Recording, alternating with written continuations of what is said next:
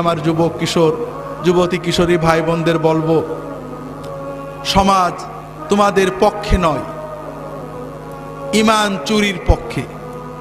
পিতামাতা তোমাদের ছেড়ে দিয়েছেন, তবে অন্তত নিজেদের ভবিষ্যতের দিকে তাকিয়ে, দুনিয়ার ভবিষ্যৎ আখিরাতের ভবিষ্যতের দিকে তাকিয়ে নিজেরা সাবধান হও।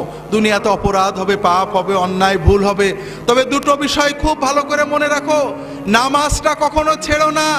নামাজ, যদি সিনেমা হলে থাকো বেরিয়ে এসে নামাজ পড়বে, যদি খেলার মাঠে থাকো ওয়াক্ত মতো নামাজ পড়বে। নামাজটা কখনোই ছাড়বে না, যত কিছুই হোক সময় মতো নামাজ পড়বে। আর অশ্লীলতাকে, মাদকতাকে বিষের মতো পরিত্যাগ করবে। এই দুটো বিষয় যদি তুমি ঠিক রাখতে পারো, ইনশাআল্লাহ অন্যান্য ভুল ত্রুটি তওবা করবে, ভালো হবে, খারাপ হবে, এই নামাজ তোমাকে আল্লাহর পথে টিকিয়ে রাখবে।